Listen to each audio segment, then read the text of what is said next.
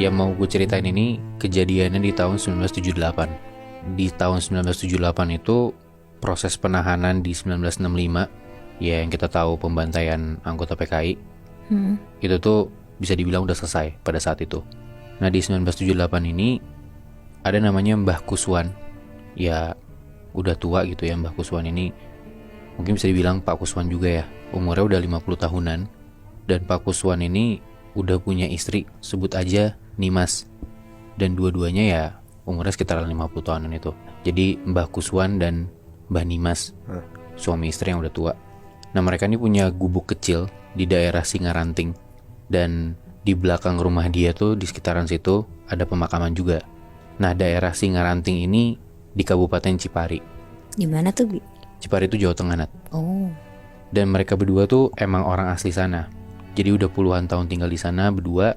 Anak-anaknya juga udah pada ngerantau dan mereka tinggal lah cuma berdua di gubuk itu. Yang mana gubuknya ini ada di deket kuburan massal PKI, Nat, Moy. Namanya Tanah Kafir, kalau pernah dengar. Yeah. Nah, warga-warga Singaranting itu selalu bilang di era-era tahun 1965-an, ya di mana banyak pembantaian anggota PKI saat itu, orang-orang Baret Ijo tuh sering datang ke daerah mereka. Ya lo pada paham lah ya buat apa. Dan mereka termasuk Mbah Kuswan seolah-olah tuh nutup mata di tempat itu biar ya mereka nggak perlu tahu lah kejadiannya. Ya kasarannya dia tahu tapi nggak mau ngomong apa-apa karena takut banget. Detail lokasinya tuh jadi rumahnya Mbah Kuswan ini misalkan di pinggir jalan nih.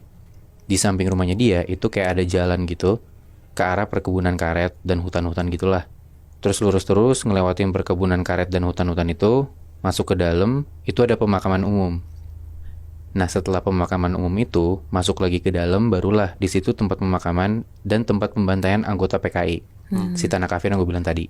Jadi intinya anggota-anggota PKI ini dibantai emang di dalam kebun pepohonan tinggi. Ya kalau lo mau bayangin di tempat tanah kosong yang sekelilingnya tuh pohon-pohon tinggi itulah. Tapi untuk masuk ke tanah tersebut, orang-orang Baret Ijo ini yang bawa korban, mereka tuh ngelewatin rumahnya Mbak Kuswan, kira-kira gitulah. Nah, di tahun 1978 itu, yaitu beberapa tahun setelah kejadian pembantaian anggota PKI ini, nah, Mbak Kuswan dan Mbak Nimas ini masih sering nyari kayu bakar di dalam hutan. Kadang Mbak Kuswan, kadang Mbak Nimas ganti-gantian, karena ya mereka tuh masih masak pakai kayu bakar. Berarti di belakang hutan yang depannya itu kuburan PKI? Di belakangnya kuburan PKI. Iya. Betul. Ya intinya sekitaran situ juga lah, masih satu daerah. Hmm. Nah sebenarnya tuh mereka tahu kalau kejadian itu tuh ada, Muy. Nat, dulu orang-orang anggota PKI dibawa ke belakang dalam tanda kutip. Tapi ya mereka nggak berani ngomong apa-apa, nggak berani buka suara. Kayak gue bilang tadi, saking takutnya, setakut itulah. Sampai suatu hari, Mbah Nimas tuh lagi nyari kayu bakar di hutan sendiri. Tiba-tiba di siang hari itu ada orang yang nyamperin, cewek nyamperin Mbah Nimas. Cewek ini bajunya lusuh. Terus ngomong ke Mbah Nimas, "Mbah, bawa minum gak?" Mbah Nimas ngomong, "Aduh, aku yang ndak bawa minuman manis. Adanya air putih, panjenengan mau gak?" Panjenengan tuh kamu. Mau, kata si cewek ini. Dikasih, terus Mbah Nimas nanya, "Panjenengan dari mana?" Dijawab sama si cewek ini, "Dari Grobogan." Jadi Grobogan sama Cipari itu tuh kalau gua cek itu tuh 7 jam, Muy, Nat. Dan itu pakai mobil, jauh banget. Dia jalan tuh, Bi. Nah, dia ngomongnya jalan dan dia tuh ngaku kalau dia tuh ke daerah si Singaranting ini sama temennya, tapi dia ketinggalan. Udah tuh maghrib, Mbak Dimas sampai di rumahnya, dia kasih tahu ke suaminya tadi dia lihat orang ngakunya tuh dari Grobogan.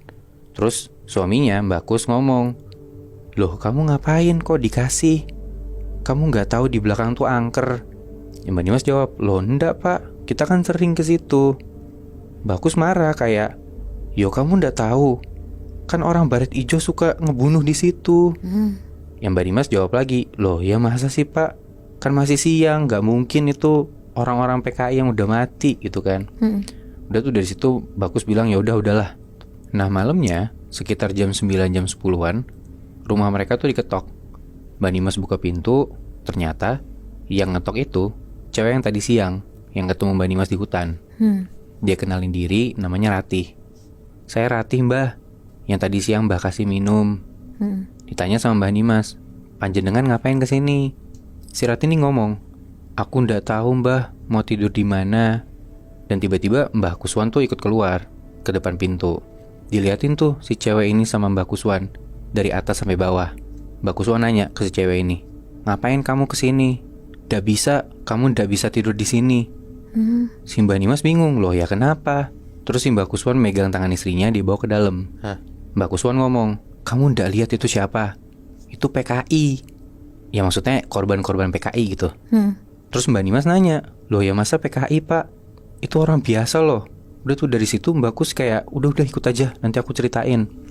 Mbak Kuswan keluar lagi, terus dia ngomong ke si Ratih ini, kamu ndak bisa tidur di sini. Setahu saya di belakang sana ada pondok. Kamu tidur aja di sana. Nih ada pangan tuh makanan. Jadi kayak dikasih makan. Jangan kesini lagi ya. Ini bukan tempat kamu. Udah tuh, dari kasih makan, ditutup pintunya, si Ratih ini pergi. Udah masuk ke dalam, dijelasin tuh sama Kuswan ke istrinya. Dan menurut keterangan Kuswan, si cewek ini, si Ratih, itu tuh Kuswan ngeliat kalau kakinya hancur Nat, Moy. Hancurnya tuh bukan dalam artian korengan ada dagingnya gitu ya. Tapi jari-jarinya si Ratih ini udah pada putus. Terus tulang telapak kakinya tuh keluar kayak dagingnya udah pada lepas. Dan itu Kuswan yang ngeliat. Ya si Nimas tuh nggak ngeh gitu loh ngeliat kakinya. Si Nimas nanya, kok bisa gitu ya pak? Ya Kuswan ngomong, itu penyiksaan sampai dihancurin kakinya. Ya udahlah kayak kamu jangan macam-macam lagi. Udah tuh kebesokan harinya gantian si Mbah Kuswan yang ke hutan buat nyari kayu bakar. Singkat cerita maghrib dia pulang ke rumah. Terus dia ngomong ke istrinya, aku kok ngeri yo.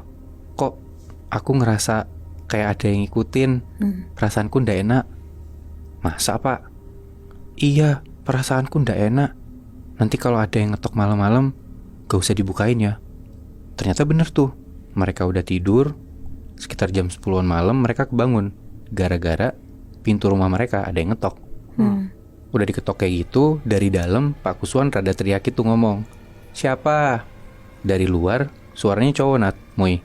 Dia ngomong, permisi pak, saya mau numpang tidur. Saya capek. Ditanya sama Mbah Kus dari dalam, kamu siapa? Saya Sandi pak. Sandi siapa? Saya gak punya kerabat namanya Sandi. Terus dari luar si cowok ini ngomong, saya capek pak, mau numpang tidur. Dari dalam Pak Kuswan teriak, ya udah tidur aja di luar. Dan habis itu nggak ada suara apa-apa lagi Nat. Gak beberapa lama Pak Kuswan ngintip dari jendela kamarnya dia buat ngeliat di depan pintu. Dan pas dilihat di depan pintu ini ada Sandi, bentukannya orang, bajunya lusuh juga kayak Ratih kemarin. Tapi pantas aja Nat Moy, dia capek karena dia tuh berdiri sambil manggul di punggung mayat teman-temannya. Ada banyak. Anjing. Tapi untungnya di pagi harinya udah pada nggak ada tuh si makhluk-makhluk ini. Itu setan, Bi. Iya Moy, bener. Anjing. Dan sampai di malam ketiga pun muncul juga nih arwah-arwah korban yang ngetok pintu rumahnya Mbah Kuswan sama Mbah Nimas. Mbah Nimas nanya ke suaminya, ini gimana ya pak? Masa iya kita tiap malam tuh disamperin terus? Aku juga gak tahan. Mbah Kus ngomong, ya kalau ndak mau kayak gini terus, kita harus ngelakuin sesuatu. Suka ndak suka, mau ndak mau, kita harus datengin ke lokasinya. Kita mekar, kita ziarah, minta biar kita ndak digangguin terus. Tapi ngeri yo pak, kalau kita kesana kan nanti kita disangka keluarga mereka. Nah Pak Kuswan bilang, yo makanya kita gak bisa kesana siang, kita harus malam-malam. Kapan pak? Kata istrinya. Udah kita coba aja malam Jumat ini kesana. Loh ya tapi malam Jumat ini kan malam Jumat Kliwon pak. Ya kata Mbak Kus, yo ndak apa-apa kan kita berdua. Ya udah, apa nih yang harus disiapin, kata istrinya gitu kan. Akhirnya mereka tuh nyiapin kue-kue pasar, ayam ingkung sama kembang-kembang. Ayam ingkung tau gak sih lo? Enggak. Dia kayak ayam yang udah dibumbuin terus dimasak gitu. Ya intinya satu ekor ayam gitulah. Emang buat apa gitu? Kalau menurut Mbak Kus itu kayak semacam sesajen atau persembahan buat mereka lah. Intinya emang Mbak Kus sama Mbak Nimas ini pengen mencoba memberikan penghormatan karena mungkin ya mereka tuh arwah-arwah penasaran yang masih bingung aja gitu loh. Udah tuh, singkat cerita di malam Jumat itu, sekitar jam 11-an malam, dari rumah mereka pergi ke tanah kafir itu. Tempat lokasi di mana para korban-korban ini dikuburin. Mereka berdua jalan ngelewatin perkebunan, ngelewatin pemakaman umumnya, dan singkat cerita sampai tuh mereka di sekitaran tanah kuburan tempat pemakaman PKI itu, di tanah kafir. Tiba-tiba, mereka berdua tuh ngedenger ada suara kresek-kresek gitu dari jauh. Mbak Dimas nanya, "Pak, itu apa?" "Udah, gak usah dipikirin," kata Mbah Kus. Mereka lanjut jalan, dan gak lama, agak jauh di depan mereka, itu tiba-tiba muncul serombongan orang, sekitar 10-15 orang. Lehernya tuh diikat, tangannya juga diikat. Terus mereka tuh dibarisin jajar panjang ke belakang, dan mereka tuh di kanan kiri lehernya ada bambu. Kebayang nggak? Kayak diperbudak gitu ya? Iya, semacam itu, Muy. Kayak zaman-zaman budak dulu gitu ya? Bener. Jadi kayak mereka dijejerin panjang ke belakang, terus mereka tuh kayak disambungin pakai bambu gitu. Jadi mereka nggak bisa lepas dari bambu di kanan kiri lehernya mereka, gitu loh. Terus ya mata mereka juga ditutup. Dari jauh Mbak Kuswan dan Mbak Nimas nih ngeliat. Terus Mbak Nimas nanya, "Pak, itu kenapa?" Kata Mbak Kus, "Udah, biarin aja. Itu mereka lagi mau jalan ke tempatnya mereka. Udah, kita duluin aja." Udah tuh mereka jalan ngedahuluin si korban-korban ini, ngelewatin mereka. Ngomong tuh Mbak Nimas sama Mbak Kus, "Permisi Mas Yo, Mbak Yo." Gak nyaut tuh si orang-orang ini. Udah, Mbak Kuswan sama istrinya nyampe di titik itu. Mereka taruh makanan-makanannya. Terus Mbak Kuswan bilang, "Permisi, saya kemari mau memberikan penghormatan. Silakan, panjenengan mau ngapain aja boleh." Nah, jadi Mbah Kuswan ini dia tuh percaya kalau arwah itu bakal ngelakuin kejadian di mana mereka meninggal. Itu berkali-kali. Maksudnya? Jadi kayak selama arwah ini penasaran, mereka akan mengulang kejadian di mana mereka dibunuh. Oh. Nah, Mbak Kuswan percaya akan hal itu. Makanya dia bilang kayak, "Silakan panjenengan mau melakukan prosesinya. Saya harap kalian tenang di sini." Dan di situ Mbak Kuswan dan istrinya lihat kalau segerombolan itu ada di area pembantaian itu. Beberapa ikatan matanya dilepas. Terus mereka kayak nyangkul tanah jadi lubang yang gede. Terus beberapa yang masih diikat pakai bambu itu dijatuhin ke bawah. Terus mereka ditembakin. Anjing. Terus teman-temannya yang tadinya ngegali kuburan itu disuruh nutup kuburannya lagi. Jadi kayak mereka ngegali, terus mereka nimbun lagi kuburan teman-temannya sendiri. Sampai pelurunya tuh udah pada habis. Kan ada cangkul tuh buat ngegali tadi. Cangkulnya dipakai buat nebas kepala-kepala mereka yang masih ada sisa. Set.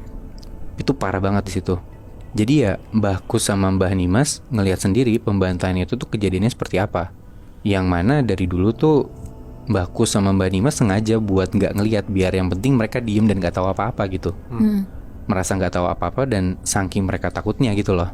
Udah tuh akhirnya mereka berdua pulanglah ke rumah. Dan besok malamnya yang mereka pikir semua aman, ternyata ada lagi yang ngetok pintu mereka. Ditanya dari dalam, "Siapa?"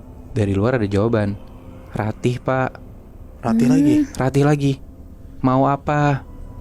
Dari luar dia ngomong, "Saya mau ucapin terima kasih. Terima kasih banyak kepeduliannya. Kami minta tolong didoakan terus, Pak. Kami juga nggak tahu kenapa kami diginiin." Ya dari dalam Mbak Kus bilang iya aja. Terus Ratih ngomong, "Kebetulan, Mbah, ini ada yang mau ketemu."